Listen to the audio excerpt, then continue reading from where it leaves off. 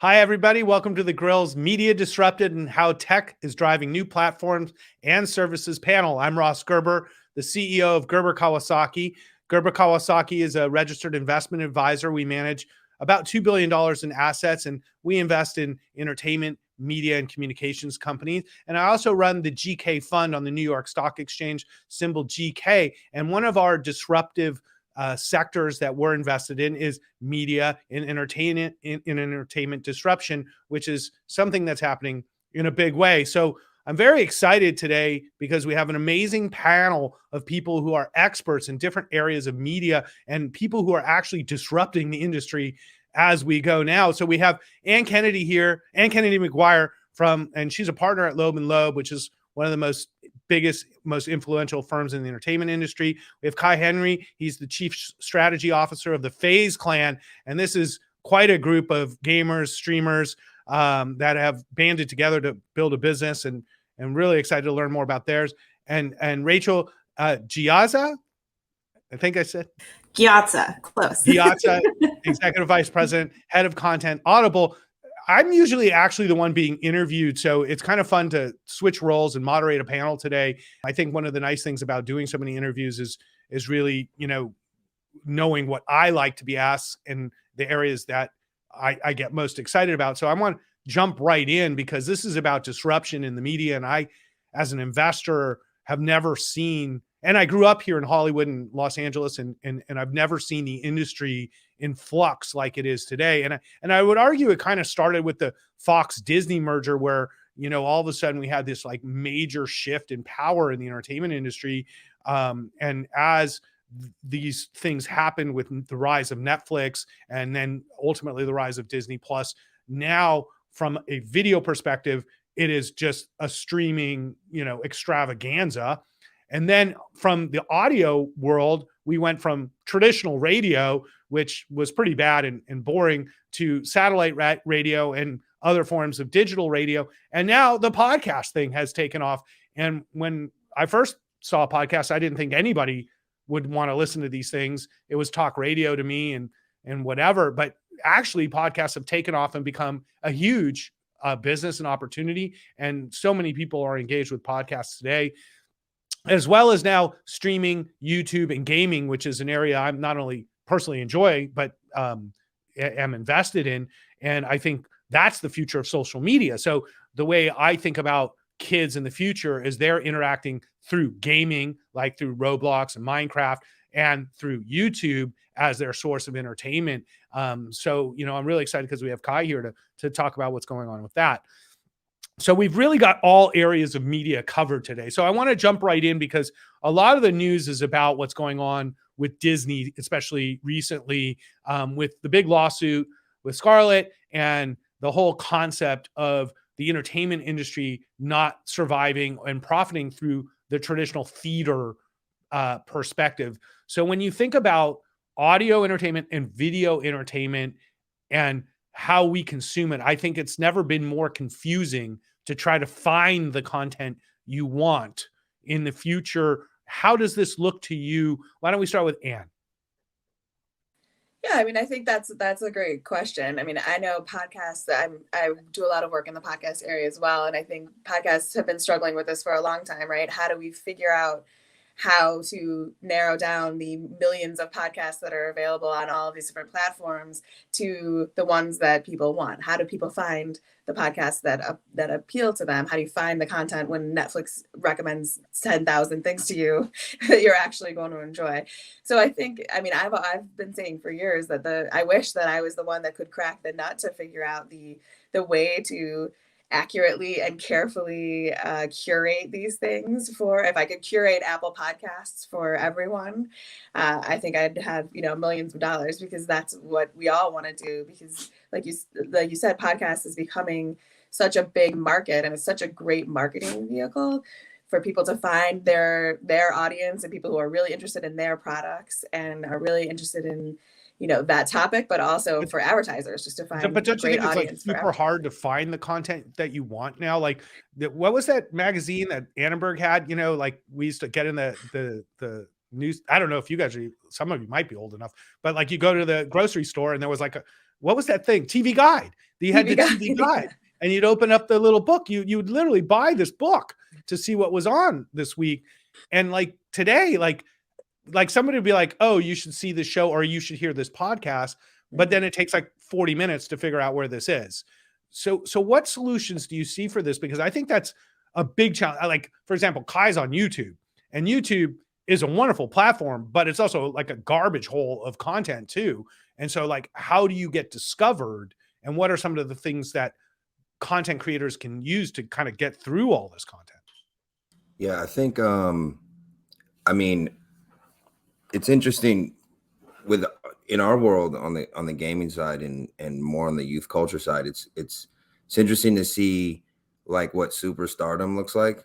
Right. And I think that a lot of, I think moving forward, a lot of these influencers and big YouTubers, they're the future of what a celebrity looks like, what an actor looks like, what an actress looks like, that like the future of entertainment is kind of born from the internet now. And so I think that as they grow their audience, their particular audience, they're traditionally an actor, actress, radio host, they come up in a different way. Their rise to stardom was very different. Now you'll see that a lot of the talent have their own audience built in, right? And so as someone who is a fan of FaZe Rug, for instance, who we have as a part of FaZe Clan, he's got 20 million subscribers on YouTube. They're just going to start migrating their audience from these platforms to different places, whether it be into the podcast world or into TV and film. So I think that it's going to be less about searching the content, more about who you trust and follow as your favorite celebrity or influencer. But it's difficult to know how it's going to all be aggregated because it's but I think what you're saying, which I agree with, but and they're talking about this now in Hollywood. It's like, oh, we're not like doing casting calls where we're like looking for actors anymore. We're going on social media and we're finding people that have big followings that fit the roles that we want, because it's a lot easier to market a movie when somebody's got 10 million followers on YouTube and Twitter or whatever than it is when you got this great actor with nobody following them, And I think traditionally in the past, the industry built stars, that was like the whole idea. And then you sort of owed it to the industry for making you a star, sure. Right? Now it's like totally in reverse. People make themselves stars, and then the industry comes to them and say, hey, but I think that this reverse creates a weird kind of future in a way, because all of a sudden your talent to be a famous actor isn't really how good of an actor you are. Right. It's really how good of a content creator and, how good of a social media marketer you are. And I've been saying this to musicians since I started my music business, which is about this too, where it's like, really, we sell products now. We don't really sell music. Okay. And music is used to sell products or branded entertainment, as Anne's involved with too. But like, when you think about the future, people make their futures for themselves now if you're in the creative industry. Well, and this has been disrupting the industry for a long time, because I remember it's got to be 5 or 6 years ago, we were just starting in cable television to reach out to YouTube stars and I don't even know if it was Instagram stars at that point, to appear in shows. And we would give them our standard, off the shelf talent agreement for a first time person in an unscripted show. And they would say, why would I ever agree to any of these restrictions? I don't want exclusivity. This is not enough money. I want to be able to do everything I'm already doing. And we wouldn't be able to get them to agree to it. I remember I had one negotiation that went a year and we couldn't get the person to agree to it because they wanted to control their content. Well, they make their own money. Brand relationships. Yeah. And then it wasn't enough money to get them to do it. And I mean, YouTubers make money. Understand it's real money. Yeah. And I couldn't get the network to wrap their mind around the fact that this wasn't going to work. But I think they're finally, like you said, coming around and figuring out that it's easier to market if they already have their own following, but you have to give up all of the rules that you wanted to play by before. So Rachel, are you seeing the same thing in the audio or podcast business as well, where it's like, if you've built a podcast and you have a social media following, you're much more likely to sign a deal with a big, podcasting company or audio company than somebody who might have a lot of talent, and then they're like, oh, we're going to develop you, but you really have no following. Yeah, I mean, we do all the things. So we kind of like supporting both ends of that. So certainly working with people who have a following, have a voice, are creating great stuff. Like that is an amazing part of the funnel. And I think the interesting thing where we're at is we're working with creators across all different spectrums, right? So we have musicians. We've been doing a lot in the theater space. We have writers, we have Hollywood talent. So we have a huge breadth of them. But we also have a pretty strong mission to find and discover new talent. So we have a number of programs and things that we do because it's important to make sure that even as you're, out there promoting folks who have a good following and already have that staple, but you're also looking for that next voice. And who are the people that we should be listening to. And to be honest with you, a good place to start to source some of that is actually YouTube and different social channels, right? Like that's where you can start to say, all right, like who has the relevant stories today?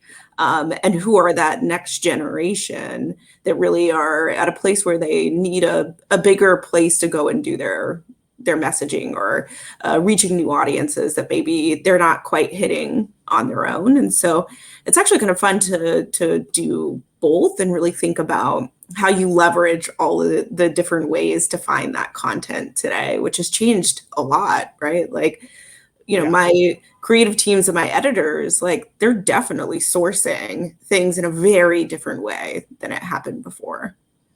So I like this idea of where, in a way, you have like an incubator for future stars, and you also go after people who already have followings, because that way you don't sort of miss the potential of somebody who might not be the best social media person, but has tremendous talent, and I see this a lot with artists in the music industry, where some of them are just great with social and have big followings, and some of them are just great musicians who could care less about posting anything. You know what I mean?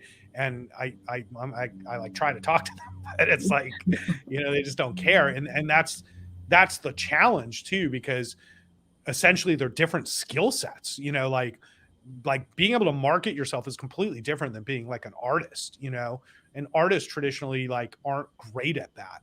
And so it needs some curation and support to help people realize their potential, I think. Yeah, and I think that's one of the things when we think about working with creators, you have to think of it really as a partnership, right? We're both there.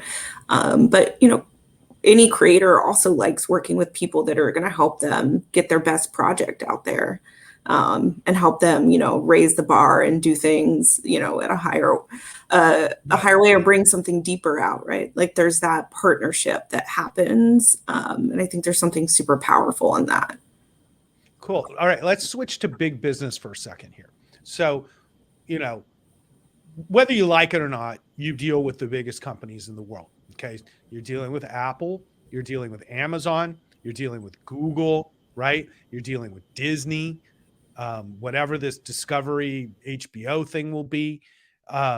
You've got major money, like huge money.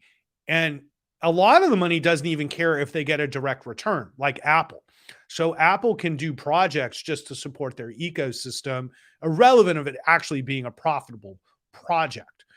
My fear from all this as an investor is that many of these companies are spending a ton of money, and it's essentially just dilutive. We only have two eyes. We only have so many hours to watch TV, YouTube, video games, whatever. And is it possible that this is just like, there's just too much content? It's just like too much. And in essence, you get the problem that happened in the music industry, where it diminishes the value of all content because there's too much of it. And so all of a sudden you make these projects that cost $20 million and nobody even sees, and it just becomes sort of a diminishing return for investors in the industry. Do you see that as a reality or risk, or is it basically just a platform business now where we sell, Amazon, Google, and Apple devices, and it doesn't really matter if the entertainment, how much or little of it there is, and how much money it makes or not? Like, where do you see this? Like, how does this end? Yeah, it's interesting. I think from, my personal point of view, but also I think the way that we think about it is, everybody's focused on different stuff. So some people are focused on growth. I just want as many members as possible, as many hits as possible. And I think where we think a lot about is value creation. And that value creation has to happen across all constituents, right? You need to create value for your creators. You need to create value for your customers and your members. You have to create value for your company. And I think when you start to look at like, what are the core KPIs and things that we're trying to drive, it's a shift between, I think a lot of tech focused a lot on growth and kind of shifting that perspective to focus on value creation. And to me, that's going to create a much more sustainable long-term model for everybody involved, right? If you create good value for your customers, they're excited to come back. If you create good value for your creators, they're excited to do more. So it's kind of like being in the business of creating more value versus. Yeah, but like, look at it this way: like, Apple is involved with all these businesses, podcasting, TV, film. Mhm. Okay, but they don't need to make money on any of it. So they get up in the morning and they say, I sell iPhones for $1,000 and we make $400 a phone. That's a great business. Amazon makes their money on web services, basically. So why are they even in entertainment at all? Like, I don't really understand. And then Google, it's YouTube, it's advertising. Makes a lot of sense. They make money on ads. The YouTube model is a well-entrenched ad model, and then they have YouTube TV on top of it. So it's almost like a traditional company. So you have three of the biggest companies in the world, all with kind of a different goal for their content. Do you find that to be troubling, or it's actually great for you because you got all these people bidding for your content either way? Yeah, I would say the latter. I don't find it troubling at all for representing content creators, because Right. the more platforms that are willing to pay my creators for their content, the better. Well, that's what we seem to see, right? Like, yeah. I mean, Amazon going in when there may be no reason for them to be there. That's fine. They're buying content, they're creating it, and like Rachel said, they are all appealing to different audiences. I mean, YouTube is finding very niche audiences, but also huge followings, and podcasts are finding a variety of audiences. Apple is finding audiences that vary from animated shows to like the morning show. I mean, and they are, because they don't care, are putting out content that is great, and that maybe some other people content is great. There's no question content is better than it's ever been. As a content creator, as someone who represents content creators, I'm all for the model of let's pay for it. I do think from, like you're saying, the investor/business perspective, it's going to be a readjusting of where that money comes from, and also what, like Kai said, what constitutes success. Is it 10 million followers? Is like we were talking about earlier, is it a theatrical release, or is it that it was a broad streaming release and then we made we did international distribution, or we distributed it or made merchandise it or something else downstream that isn't our traditional view of what a successful project is. Well, yeah, I think that can be debated. Like, how do we define success now in a project? Because we used to say, oh, the movie did 300 million domestic, it was the top movie, right? And now it's not as simple as that. So I want to bring Kai back in here, because I kind of see what he's doing as the future of entertainment a lot more than traditional video and traditional audio, because I see what kids are doing, especially my own too, and the way that kids are so engaged with gaming and with YouTube and the gamers on YouTube, and the hours spent watching the gaming, communicating with their friends through platforms like Roblox or Minecraft. And so I really see this in a lot of ways as the future of this interactive, experiential thing. And that's why I think things like FaZe Clan are so smart, because it's like, between marketing projects, merchandise, YouTube revenue, advertisers, sponsors, what a great business, right? I mean, am I right here? No, I mean, it is great. I think I kind of want to go back to the Apple and Amazon thought, because in some ways I think there's going to be a pendulum swing, right? And I think that somewhere in Amazon and Apple's 50-year business plan that they've got mapped out. They're preparing for that, for a shift on YouTube and Twitch and like kind of, in the internet culture scene, just the way content is now maturing, right? Like we've gotten, like we saw the first stage of what YouTube content looks like, and now we're seeing a lot of those creators get older, grow up, right? And we're seeing a different type of content come out.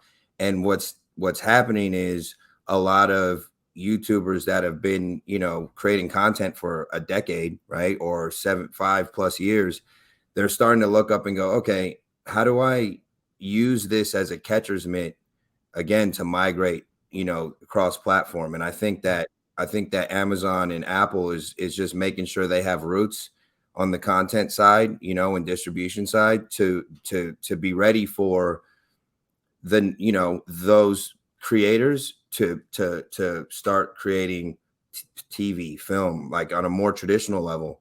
And so, yeah, I think that those two worlds are going to collide and mesh seamlessly. Yeah, it's funny you brought this up because I've been thinking a lot about that, how there are so many traditional entertainment companies haven't really worked with like the big streamers to make really good content together. Like it seems like the big, like this Mr. Beast guy, he's like one of the biggest streamers, and my kids will watch this, and I'm like, why is this good? Like he like gives away money. I mean, I guess it's like Publishers Clearinghouse. Yeah. I mean, it's a paradigm shift on the content side too. Like what does film look like, right, in the future? Right. Like if like you've got a whole audience and generation that's been watching a lot of content shot just straight digitally, right, with small vlog cameras and your phone, right, and so now content looks different at a TikTok. I think level, TikTok right? proves that, right? Like, yeah, for sure. TikTok is like what Quibi wanted to be, and like the idea was like we make like 20-second videos now instead of like we cut our videos down to 2 minutes, right, just to like get onto the platforms.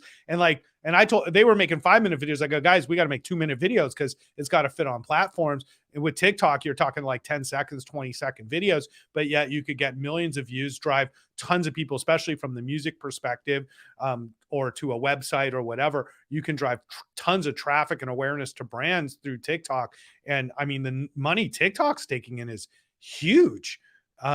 So I agree 100%. Like why hasn't traditional advertising and entertainment companies moved into the space of the Twitch and the YouTubers and really put some money behind this? And because maybe they could step up the entire game. I don't know. Yeah. I agree with Kai that it's going to happen. There's going to be that collision. Honestly, I think it's a generational issue at this point, and the people that are running. Right. I still watch cable. I watch cable. Yeah, exactly. There's my kids watch the Minecraft videos and then they speak in YouTube speak, and I'm like, what's even happening? But I watch YouTube too, so I can do that. There's definitely that. I mean, the people that are controlling right now, like you said, the big money, the big entertainment, are not there yet to understanding that this is where it is. But I think in a matter of years. So is that what you think? Like you think like the guys over at Apple and stuff, this is what I think too, is they're just too old, and so like they're still in this like mindset from the 20th century entertainment industry. You know what I mean? Well, they were all recruited from cable. So yeah, exactly. Exactly. They have but that look, mindset. I mean, I grew up in that too. So I get where they come from a traditional media perspective. And you kind of have to throw out like everything you've learned if you're going to work with a guy like Kai, because it's just completely different world. But that is the world actually, And so it's like, I think this intersection is like, who's going to be the first one? So then I like to bring up the Fubos and the Rokus that are like these new platforms that have become big multi-billion-dollar businesses, in a way, just kind of giving you the same TV channels, I guess, in a lot of ways. Are these real disruptors? I don't think they're real disruptors until they figure out a way to get everybody on board. Because right now, obviously, the problem is we have, every single cable channel has their own streaming service. Right. And we don't have what the equivalent of cable is, which is someone who packages them all together and says, if you want like X, Y, and Z, come here and you pay us one price instead of. That's why I kept my cable. I figured it'd come all the way back around again. And then like, I'd be tired of paying for each app. you know. Exactly. There's lots I of think background in some way, but the we haven't. We like the finding nut. We haven't cracked that nut to figure out how we don't have to sign up for 20 different services to get the content that we want. Yeah, I think the disruption. I mean, if you ask any of our creators, anyone, I'd say like 25 and under at our company, like no one watches any of that. No one watches TV. No one's watching. You know, maybe nobody sports stuff. You know, I'm not saying no one, but it's it's a lot of No, people you're are right. not, you know, engaging on that level in a certain age group.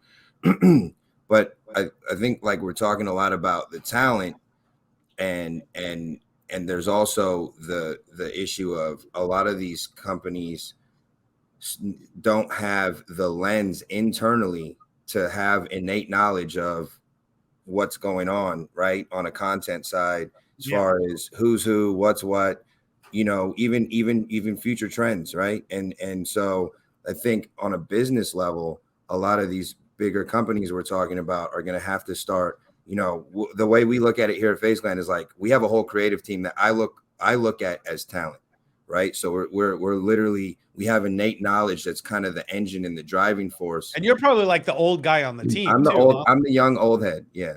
Totally. They call I'm like me, the ancient guy. yeah, you know, they call like, me fossil. they call me grandpa. So, you know. Yeah. But you know, so but I think what you're saying is super accurate and true, because I force myself, like through my other businesses, to be around young creators. And I'm I love these kids, you know, I love being around the kids. And it's like I'm constantly blown away by like the creativity and the things that are happening. And if I didn't have those resources, my viewpoint would be completely different. For sure. So a lot of these companies are making business decisions without that lens as a part of their decision making. And as time goes by, we're going to start seeing the next generation of pseudo talent as executives in these companies that are going to then find that perfect middle ground, right? Because that's where the money's at. The money's in the middle, right? So what companies do you think are most engaged with younger talent and get it? And what companies do you think are furthest engaged from getting it? You know, like Rachel's at Audible. Like I kind of think Spotify is like, I don't like Spotify. Like I kind of think they underpay all the artists at $10 a month. I think music streaming should be $20 a month. And I think that by overpaying for all these podcasts, they're now forcing people off the music channels to try to make ad revenue off the podcast, which sucks for creators in the music side. And they've never built a profitable margin. And then Universal goes public and it's worth $50 billion.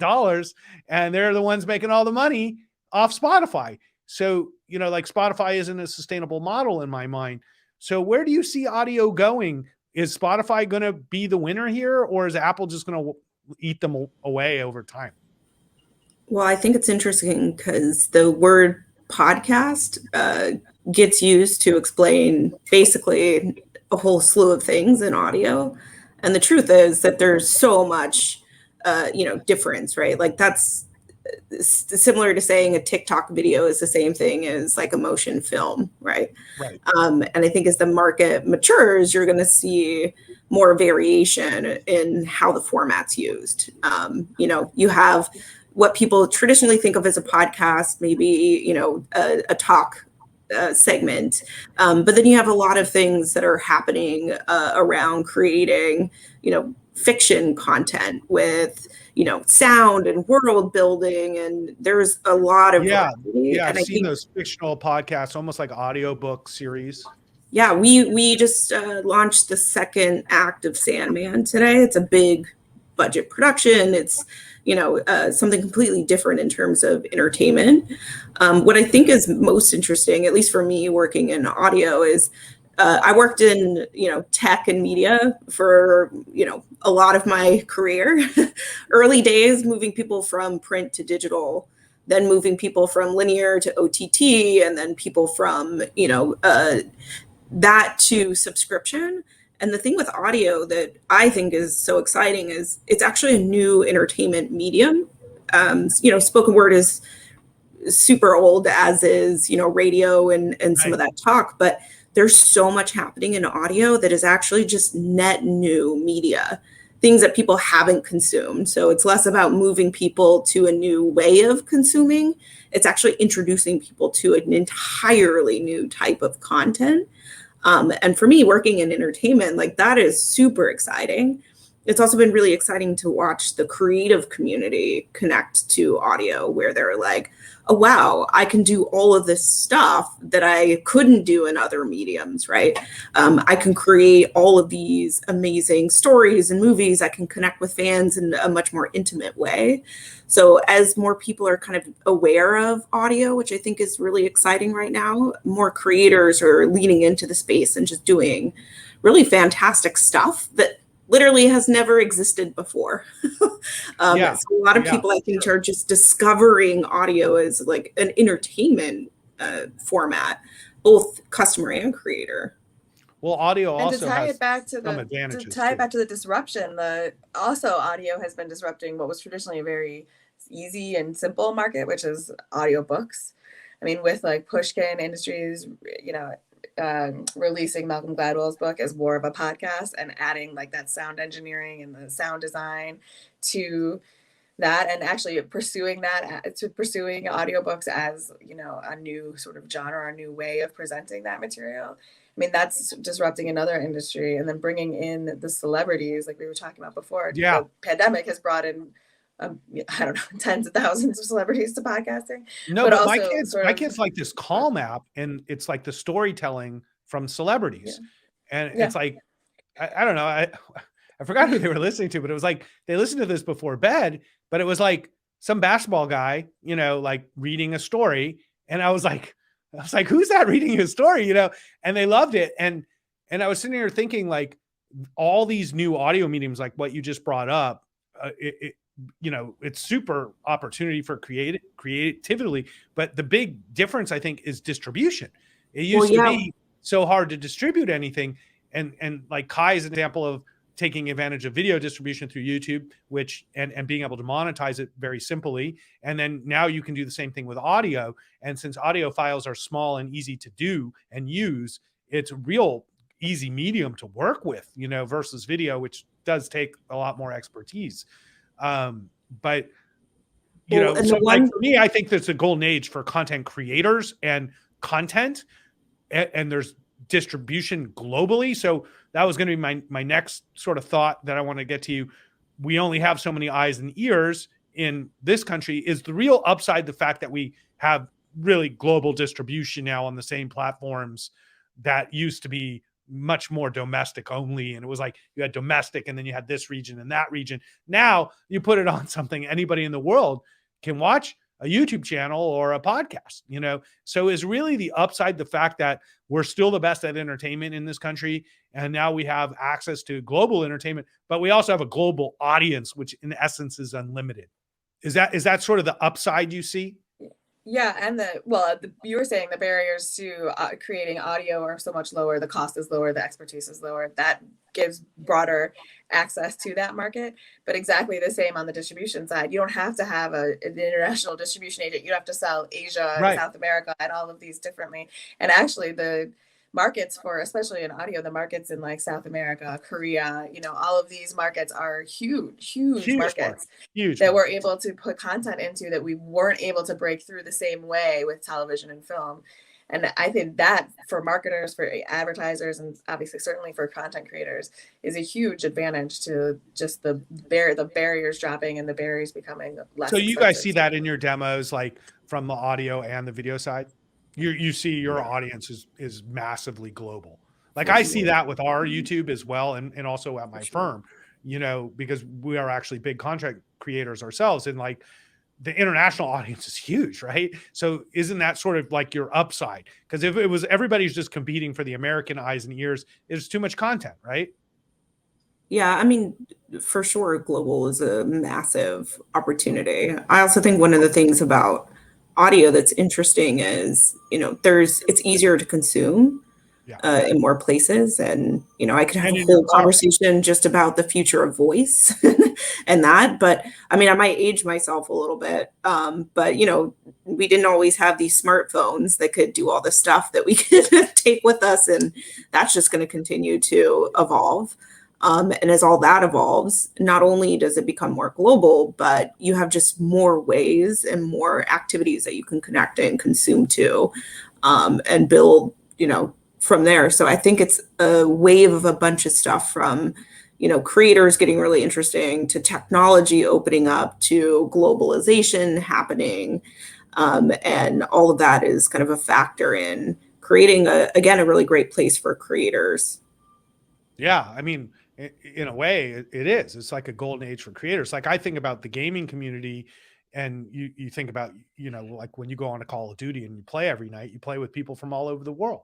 Obviously it depends what server you're on, but like it's like a huge community, right? So like when you think about, I make videos and stream and I put ads in this, like your audience is global. So in essence, you're talking billions of potential viewers versus, oh, I do this in the US and I have 50 million potential, viewers. And I think that's why it makes sense for a lot of these companies to invest in content, even though the payoff isn't immediate per se or monetary, but it builds their brands on a global level through the content creation, in my mind. So what happens to like NBC, and like traditional media? I mean, is it just dead? I mean, is it like they're just like kind of like malls?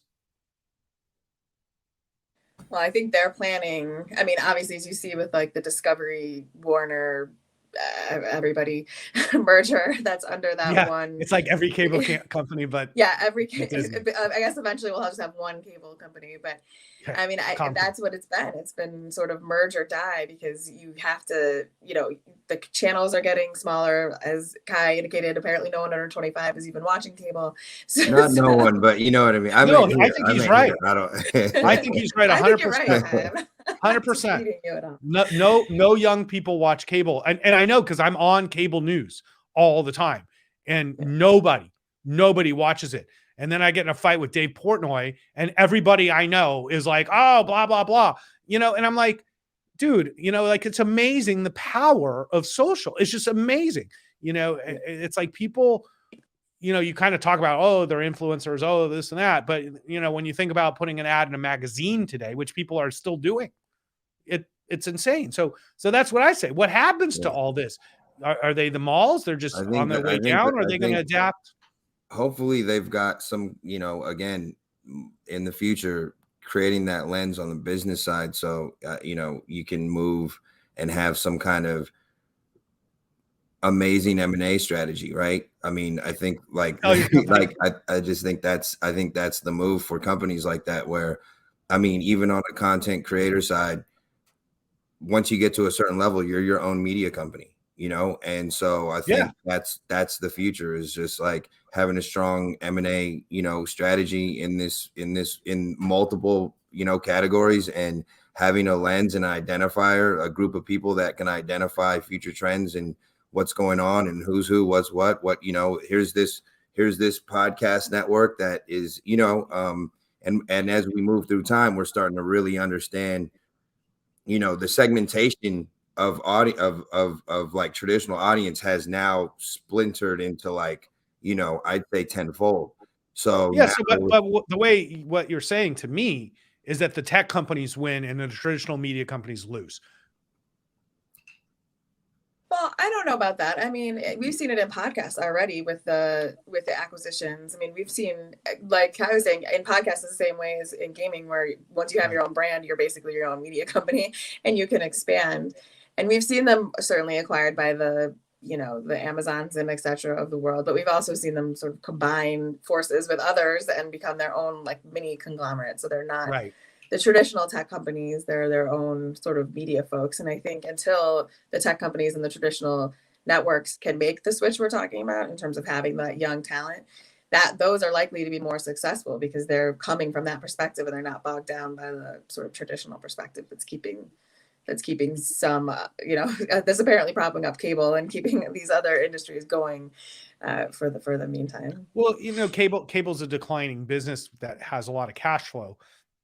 So even though the numbers keep going down, they still have cash flow that's substantial, just because it's an old investment that's still paying off for them. But when you think about the position of each company, like Comcast probably being the biggest one, where they've decided to just own big chunks of, so they don't care because they give you the internet access. It's kind of like Spectrum. So Spectrum has cable, but they also give you the internet access. You're really paying them for internet access. And that really is what Comcast did too. It's like, they're like, well, you're going to need us either way because we're a utility. They're essentially utilities today. So the content they own in a way just supports the utility charge that they're charging. What I want to get into now is one of my favorite things is I'm pretty opinionated. So like I have certain thought processes, and I love to have debates with people about my most radical thoughts about things. Now they tend not to be in media. They tend to be more in politics or technology and other things. But I have some radical thoughts about media. I want to ask each of you, like, what are the most radical thoughts you have that your friends or colleagues argue with you about and think you are wrong? Like maybe cable doesn't die. Like I kind of think cable TV isn't going to die. Like I think we're swinging back. The pendulum's swinging back. I don't know. I think people be like, you're crazy. I mean, for me, a lot of my peers, again, I don't want to date myself, but I'm older than I look. Not older than me. Hopefully. Not older than me. Hopefully. I'm 50. I'm 40. Yeah. Come on, dude. You don't even have gray in your beard. I had to shave. I got a couple. Come on, please. But I think a lot of my peers, just from, I come from music. I was a music manager, for 5-6 years, and I became an entrepreneur and just creating lifestyle businesses. And I think a lot of my peers are looking at, what I'm doing here at FaZe and kind of scratching their head a little bit and asking me, just kind of sniffing around like what this gaming industry looks like, right? No, you didn't tell that gaming is 100 times better than the music business, did you? No, not yet. No. I mean, I think some of them know, but I think at its core, I think that a lot of my friends and peers just are still trying to, they debate with me whether gaming is the future of entertainment or not, and I think, and for, because I don't look at FaZe Clan as a gaming company. I don't think a lot of us here do. We look at it as an entertainment company, right? Streaming entertainment. Yeah. Streaming entertainment. Yeah. And so we have professional gaming and esports at its core and, in our DNA. But as far as what we produce and how we move and the brand that we have, we look at it as a lifestyle business and entertainment. And so, there's that shift in thinking, like gaming's glue between cultures, right? Yeah, but gaming's also merging with music in a lot of ways too. Exactly. And gaming's a $175 billion industry globally. Yeah. And music, I think recorded music is a $20 billion industry. So you really can't even compare the two when you're talking about opportunity. Yeah, well, I guess it's more of like, it's, what does music look like in this space, right? Like we've got a few moves we're making, but when you have two lifestyle brands converge in a real way, in a meaningful way, and it's authentic to the audience, what does that look like? I don't think, so there's all these unexplored areas of, quote unquote gaming that we're looking to explore. But yeah, to kind of circle back to the question, I think it's just like, a lot of my peers are just asking me or debating with me whether or not it's actual entertainment or it's just game. Well, because when you watch the videos, I'm kind of like I'll be like kids, like, what the heck are you watching? It's like, is this? I was going to say, I think that's the debate I get into a lot is what I don't know. I would use air quotes quality debate. Like, are we producing quality content if we? I like this the one. Gaming content, yeah, right. Like, are we going to lose on like? So overproduced crap is better than underproduced garbage. Exactly, and that's I think that's the fundamental debate. Like Kai said, in terms of people like 25 and younger consuming content and just viewing content in a different way, right? Viewing what quality content is the difference. This is a great debate you brought up, because I say this to my kids because they watch this guy Unspeakable a lot, and like this guy makes a fortune. And I watch the videos too for various reasons, but like, And I'm like, kids, like, this is kind of garbage. Like, like Netflix spent like a lot of time and money on this show, like maybe you should try this out. And they're like, no, thanks, Dad. And I was like, but you're literally watching people like drop stuff onto stuff, like how long can you watch Jackass for, and so I do think there's something to that where what I consider quality entertainment and entertainment, but I don't make a judgment per se, like one should not exist, I mean, I think people's tastes change and evolve, right? I think about it for like what I eat, what I drink. If you try to give me like a nice glass of whiskey in, my late teens and early 20s, I probably would have been like, that's gross. And now I'm like, delicious. And I see why you're friends with Brian now. And I think over time, your preferences change, right? You lean into different things. The things you're interested in are a bit different. And I think that is kind of the hard part of working in the content space, is that particularly if you're working in an emerging area, like Kai's team, what we're trying to do in audio, like you're ahead of those trends. Like you got to have a sense for what's coming next. Like that's the hard part of content, because people's tastes change and evolve quickly, right? Yeah, but what do you think? What do you think is evolving that other people don't agree with you about?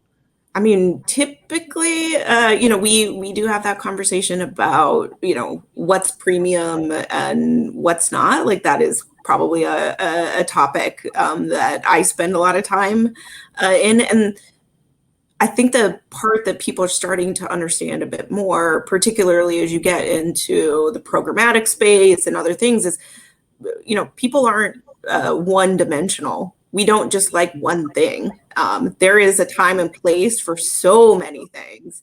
And I think that's a lot of the stuff we talk about. It's not binary. It's not, I like, this type of content, not this type of content. I think the complexity is like people like all kinds of stuff.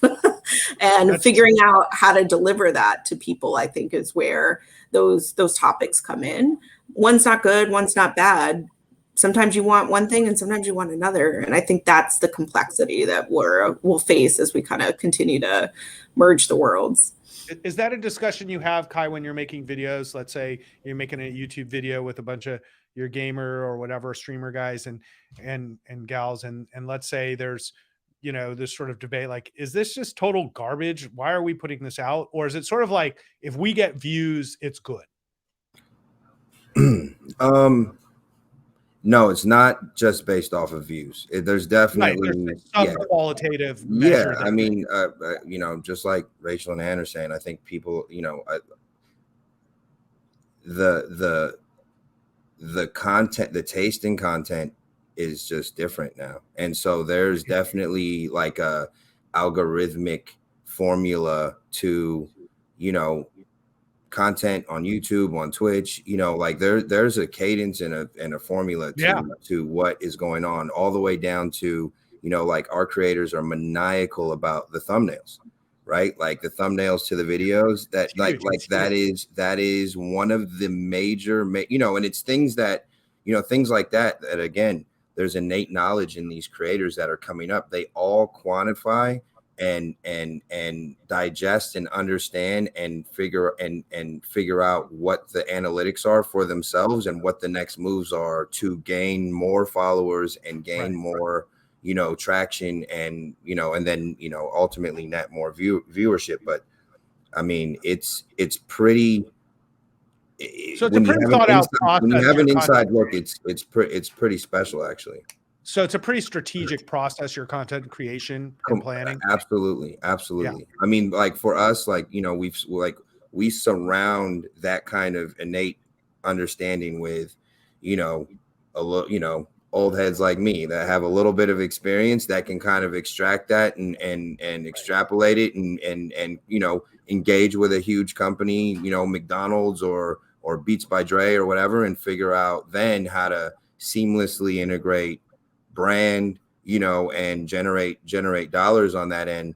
But it's just a different world. It's a different way, like, of seeing content and consuming content, not just because it's a user generated platform, but there's an actual formula there now. Yeah, well, I kind of feel like the way we seek out content as older people is completely different than the way younger people seek out content based off our biases in our lives growing up. I'm big on Twitter. So I look through Twitter and I'll see people posting stuff, and then that might lead me to YouTube. And I spend a pretty decent amount of time on YouTube. It's pretty popular, source for lots of podcasts and information and stuff. But then like when I get home, I tend to watch like Netflix and Hulu and HBO type content. Or I play Call of Duty, and so, but I play with my clan. So it's like I'm playing with other people. So when you think about a typical person's day and how they're interacting with content throughout their day, including audio content, whether it's in your car or listening while at work, which a lot of people do, which I don't like at my office, but they do. So between music, podcasts, audio content, right?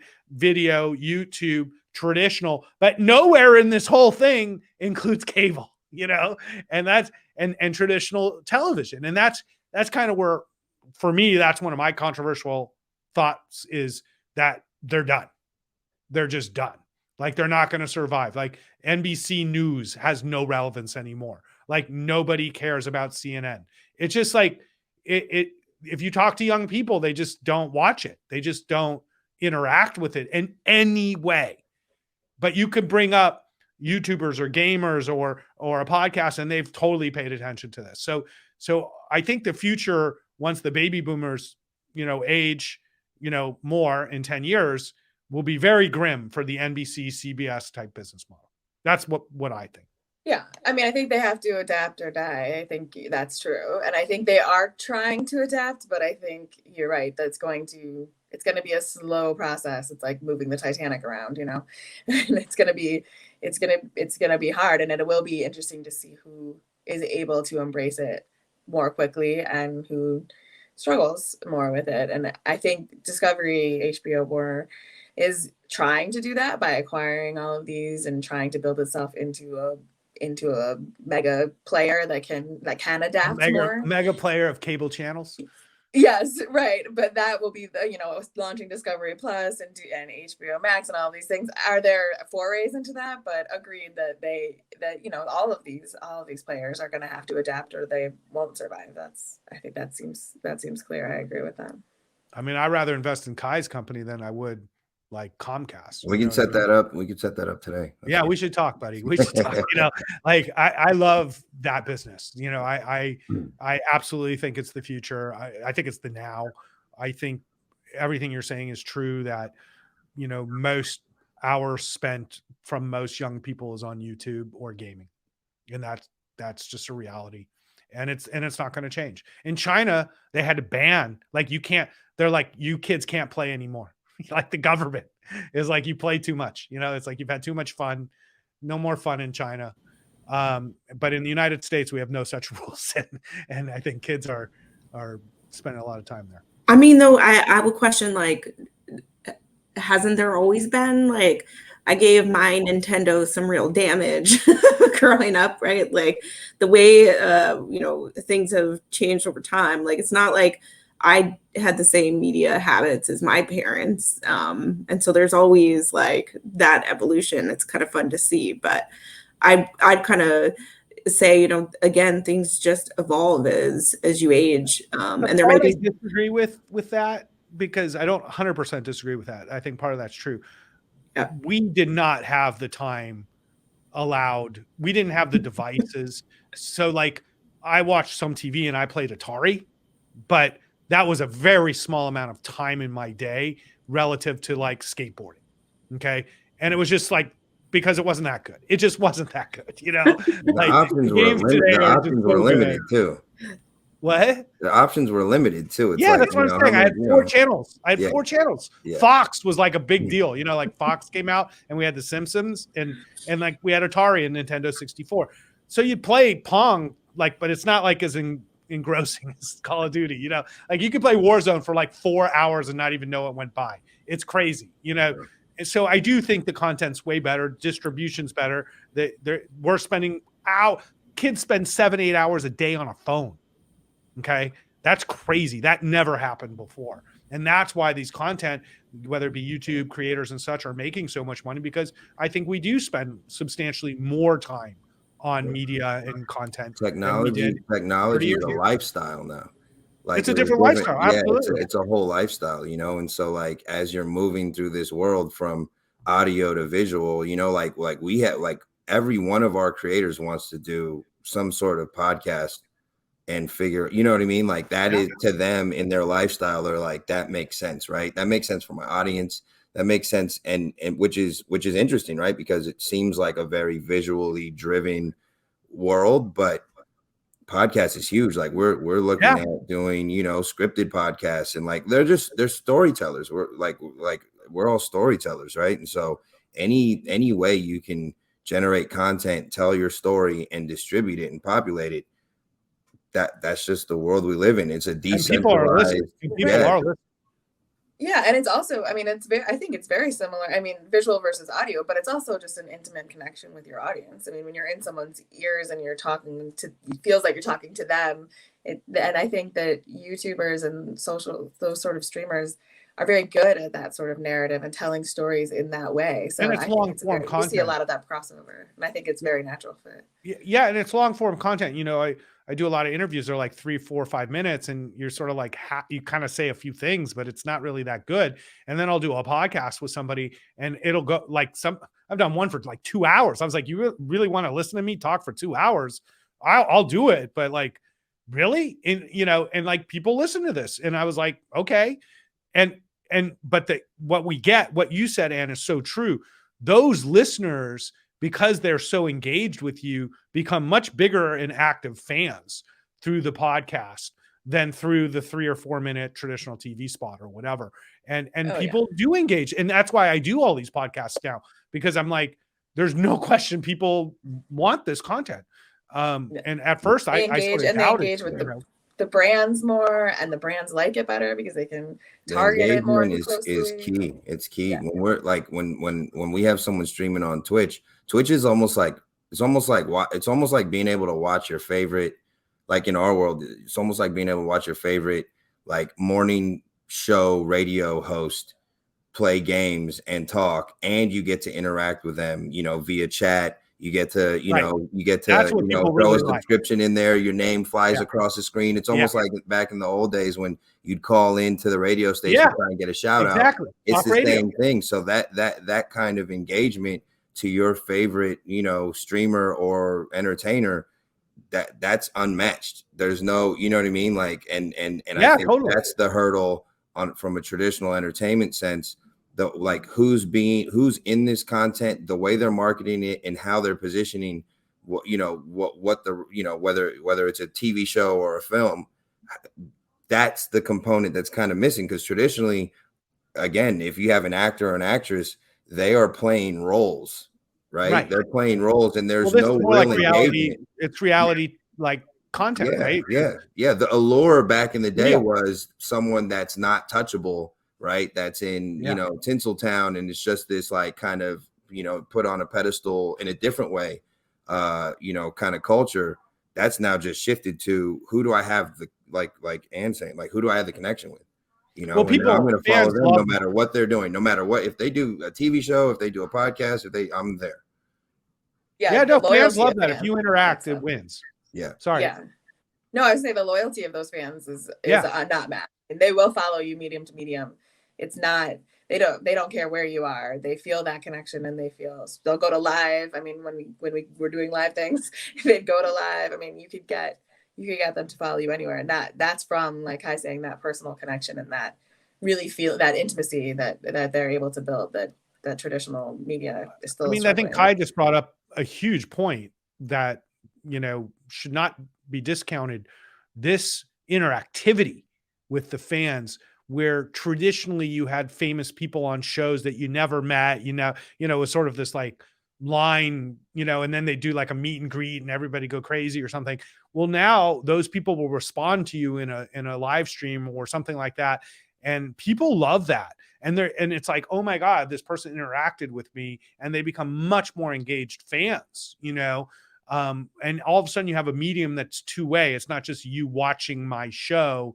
It's like there's this interaction that people love. I mean, this is kind of the Elon Musk secret, that when Elon like answers a Tesla owner's, question on Twitter, that person is a fan for life, right? It's like my windshield wipers don't work and Elon's like, I'm on it. You're like, this is incredible, right? Like Tim Cook doesn't do that, but it's a huge power that I think many people don't understand. And creators who understand that power, I think, do much better and have much higher engagement. Well, why don't we wrap it up? I really appreciate everybody's insight today. I think you furthered along the thought process I had going into this about the massive transition in media and entertainment that we're seeing, and not only the convergence of technology, distribution platforms, and the ease of content creation, but the many different ways we can consume entertainment. I think we've touched on a lot of that. So I really want to thank Anne, Kai, and Rachel for being a part of the panel and joining TheGrill and doing this with me today. I found it to be really interesting. I could go for another hour really, because I'm, as an investor, see enormous opportunities because of this change. And where there's disruption is where there's opportunity. And when the entertainment business, up until the Me Too movement, hadn't seen the type of colossal shift that we've seen the last 3 years for diversity of creators, which I think has been a huge plus for the industry, to equality and proper, work conditions, to say the least, to so many more opportunities and platforms for creators globally. I think this could be a golden era for content moving forward. And that's why we're investors in this area. So I want to thank all of you for being a part of this and being a part of TheGrill. And hopefully our viewers today will take something out of this. Not only if you're a content creator, if you're a network executive and you want to, figure out the future, you might want to call Kai, but we appreciate everybody's time today and hope you enjoyed the panel. So I'm Ross Gerber, President and CEO of Gerber Kawasaki, and thank you all for joining us today.